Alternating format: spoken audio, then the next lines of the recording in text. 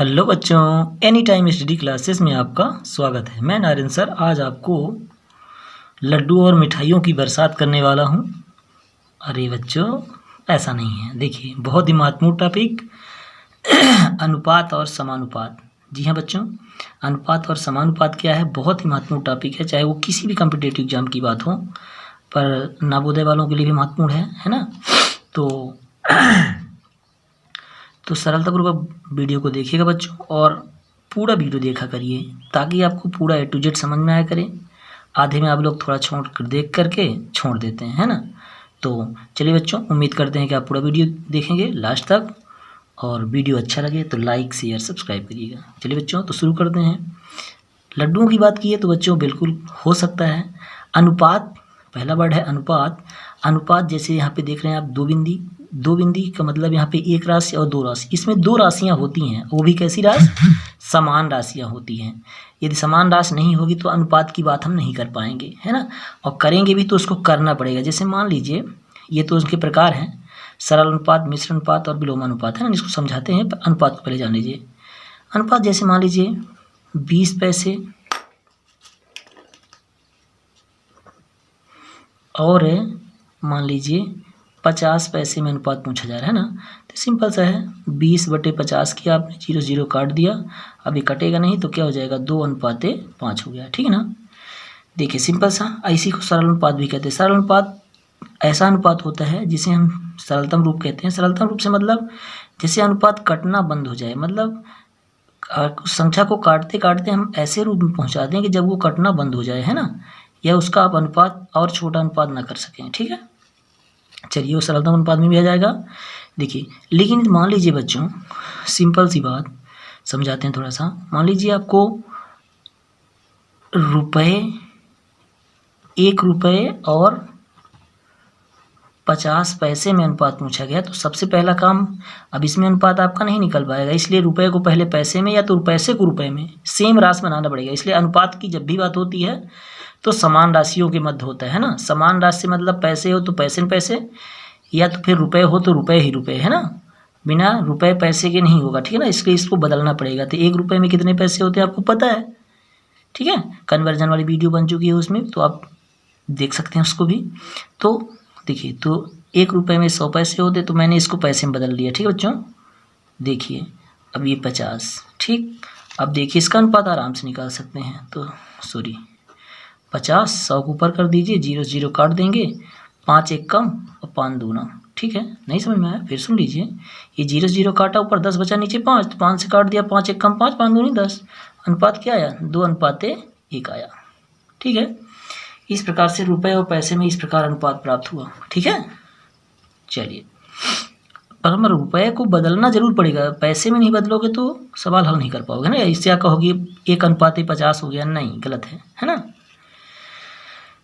मिश्र अनुपात में बहुत सारे अनुपात दिए हों तो उसको आप सरलतापूर्वक मिश्र अनुपात को कैसे हल करते हैं बच्चों, देखिए।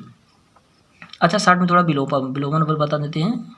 देखिए, विलोमानुपात का मतलब नाम से स्पष्ट है। विलोम मतलब उल्टा। जैसे 2:5 लिखा है तो इसका मतलब है 5:2। ये तो समझ गए, ये तो बहुत सरल है। मिश्र अनुपात में क्या करते हैं बच्चों देखिए, मिश्र अनुपात में होता क्या है, जैसे मान लीजिए सभी रेशियो दिए गए हैं, तो कुछ नहीं, अंश वाला अंश से ही मल्टीप्लाई होगा, अंश वाला अंश से ही। जैसे देखिए, तो 2 गुणते 5 गुणते 8, ठीक बच्चों। फिर अनुपाते, अब बटे वाला क्या है, 3 है, 3 गुणते 6 गुणते 9, ठीक है बच्चों। क्या हो जाएगा, 8 पंचा 40 दूना 80,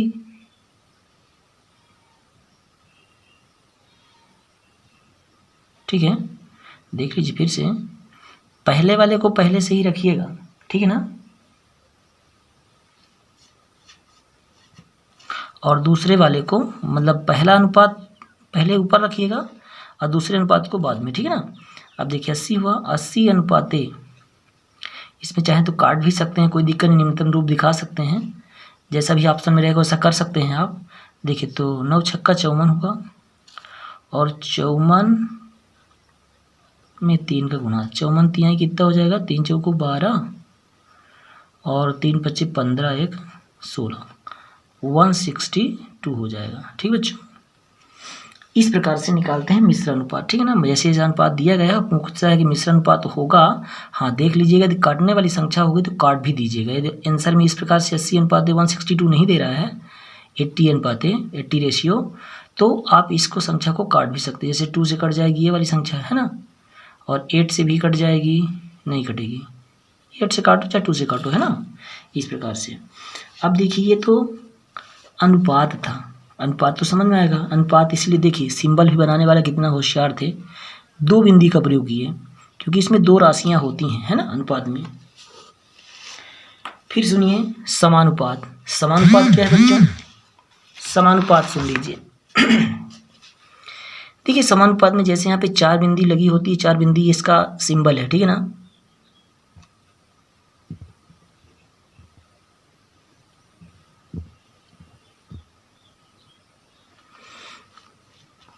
देखिए बच्चों 4 बिंदी, उसी को हम बराबर कहते हैं, समान अनुपात। जैसे मान लीजिए आपके पास 4 राशियां दी गई हों, है ना। देखिए समानुपात से मतलब है कि पहली और दूसरी राशि का अनुपात तीसरी और चौथी राशि के अनुपात के बराबर हो तो उसे हम समानुपात कहते हैं। बिल्कुल नहीं समझ में आया शायद, जैसे देखिए मैं समझाता हूँ।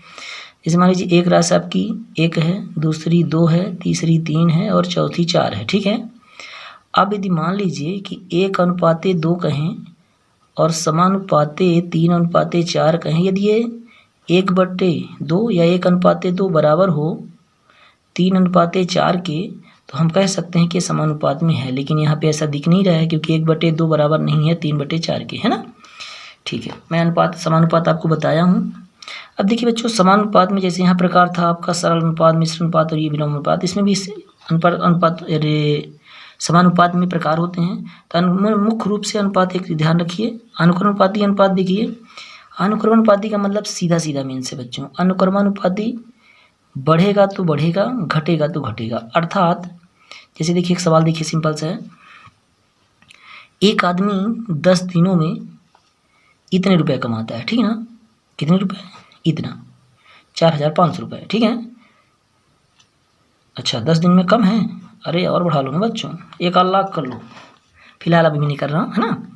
10 दिनों में इतने रुपए कमाता है, तो वह 8 दिनों में कितना कमाएगा या कमाता है। तो 8 दिनों में, जाहिर सी बात है 10 दिन में इतना कमाता था तो 8 दिन में कम ही कमाएगा, है ना। इससे ये तो सिंपल सा आपको समझने की बात है कि जब वो 10 दिन में इतना कमाता है तो 8 दिन में कम ही कमाएगा, है ना।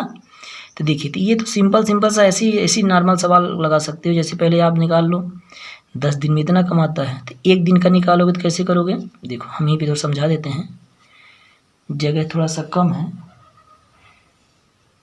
देखिए बच्चों यहीं पे समझाते थोड़ा सा। देखिए तो 10 दिन में इतना कमाता है, ठीक है ना। 10 दिन में कितना कमाता है, इतने रुपए। तो जब 1 दिन का निकालेंगे तो कितना हो जाएगा, इतना बटे इतना, ठीक है ना। ये देखो 0 0 कट गया, तो 1 दिन का कितना आ गया बच्चों, 450 रुपये। बिल्कुल कम नहीं कमा रहा है, सही कमा रहा है ना, इतना रुपये। अब कितने का निकालना था, 1 दिन का आ गया ना, 8 दिन का कुछ नहीं बच्चों, सिंपल सी बात होती है, 450 ये 50 है भला, 450 गुणते 8।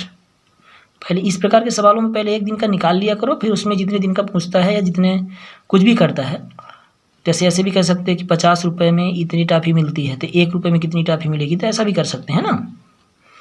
गुणा कर लीजिए, 0 हुआ, 8 पंचा 40 की 0 हुआ, हासिल 4 आया, 8 चौक 32, 4 36, लीजिए 3600 कमाता है 8 दिन में, ठीक है। चलिए तो आपका अनुक्रमानुपाती था बच्चा। अनुक्रम मतलब सीधा सीधा, यदि बढ़ेगा, दिन बढ़ेंगे तो रुपए बढ़ेंगे, और घटेगा तो घटेगा। ये देखिए यहाँ दिन 10 दिन था, जितना रुपये कमाता था, 8 दिन हुआ, दिन कम हुआ तो देखिए रुपये घट गए, है ना। चलिए फिर बच्चों इसमें आता है व्युत्क्रमानुपाती। व्युत्क्रमानुपात, व्युत्क्रम मतलब उल्टा, ठीक है ना। तो उल्टा कैसे, जैसे मान लीजिए इस सवाल को थोड़ा सुनिए तो समझ में आएगा। 30 आदमी किसी काम को 60 दिनों में करते हैं, तो 20 आदमी उसी काम को कितने दिनों में करेंगे। अब देखिए 30 आदमी किसी काम को 60 दिन में करते हैं, ठीक है ना। अब यहाँ आदमी घट गए तो दिन क्या होंगे, ज़्यादा टाइम लगेगा। व्युत्क्रम तो उल्टा हो रहा है ना, 30 आदमी 60 दिन में करते हैं, तो जाहिर सी बात है 40 कर देते तो 40 आदमी हो जाते तो उस दिन को और पहले ही काम पूरा कर लेते हैं ना। 50 दिन लगता है और कम लगता है, जो भी लगता है। सब बात समझ में आई? ऐसा है। तो इस सवाल को करने के लिए, हाँ, इस प्रकार के सवालों को हल करने के लिए इसमें ध्यान रखिएगा, जो अज्ञात राशि है, अज्ञात से मतलब जैसे ये, उसी काम को कितने दिनों में करेंगे, है ना।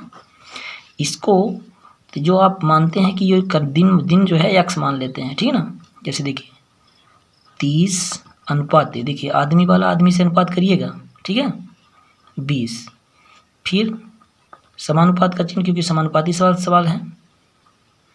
फिर देखिए अब ये जो कितने बराबर है, तो व्युत्क्रमानुपाती यदि होगा तो ध्यान रखिएगा उसको, अज्ञात राशि को पहले आप x रखिएगा तीसरे स्थान पर, ठीक है ना। और चौथे स्थान पर जो आपका दिन था, दिन कितना था, 60, ठीक। अब चलिए इसको हल कैसे करते हैं बच्चों। तो 30/20 हुआ बराबर, अनुपात का मतलब बराबर बता चुके हैं आपको। अब देखिए तो x/60, इसको यहाँ से काट सकते हैं, छोटा कर सकते हैं, तो 3/2 हो गया बराबर x/60। तो ये गुणा कर लीजिए, तो ये हो जाएगा आपका 2x बराबर 60 गुणते 3। तो x निकालेंगे बच्चों तो कितना हो जाएगा, 60 गुणते 3/2, तो 2, 30 दूना 60, ठीक है। कितना हो जाएगा, तो x बराबर हो जाएगा 3 त्रिकाई 9, 90 दिन लगेंगे आपको।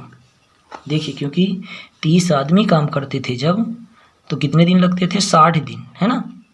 और जब 20 आदमी और चले गए, मान लीजिए कहीं ससुराल चले गए होंगे, बारात में चले गए होंगे, तो घट गए, 10 आदमी घट गए, तो जाहिर सी बात है कि 10 आदमी के घटने पर देखिए दिन कितने लग गए, 90 दिन लग गए बनाने में, है ना।